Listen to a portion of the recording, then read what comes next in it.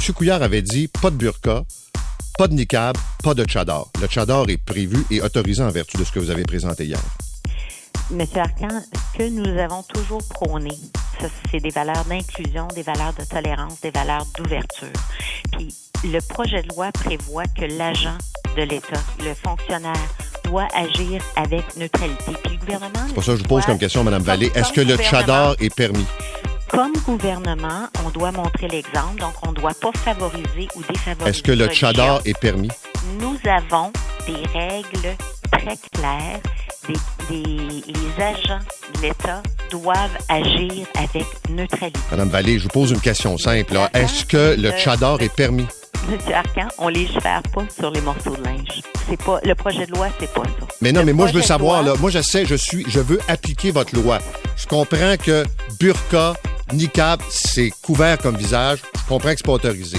Dans le cas du tchadar, est-ce que c'est autorisé puisque c'est un visage découvert?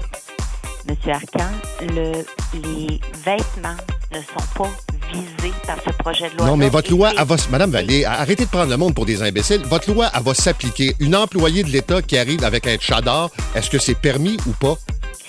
L'employé de l'État a la responsabilité d'offrir les services à visage découvert. Le tchadar, c'est un visage découvert. Ma question, est-ce que l'employé de l'État qui arrive avec un tchadar a le droit ou pas de porter ce vêtement culturel religieux?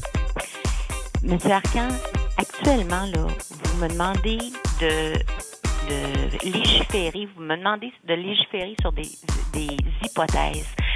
C'est pas une hypothèse, c'est le hypothèse que vous me présentez, M. Arcan, il n'y en a pas actuellement. Mais pourquoi vous faites une loi d'abord s'il n'y en a pas?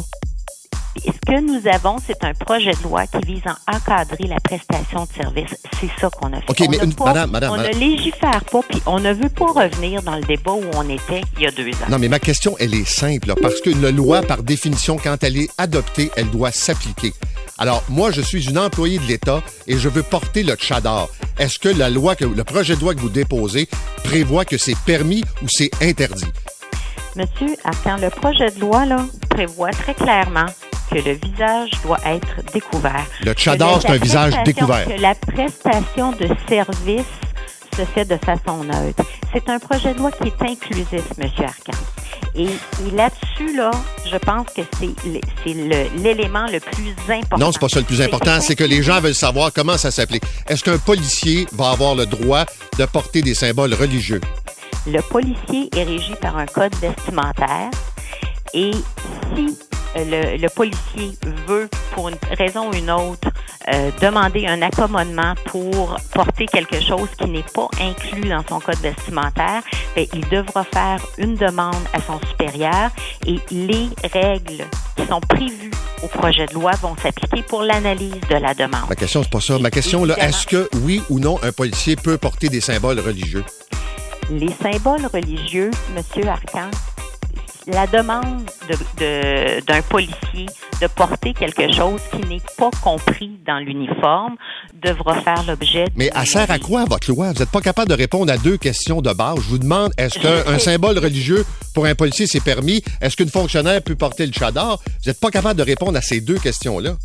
Je vous réponds, M. Arcan, parce que vous essayez de nous amener dans une ligne qui est justement celle qui n'est pas prévue par notre projet de loi, c'est-à-dire que ce projet de loi-là, c'est un projet de loi qui se veut inclusif.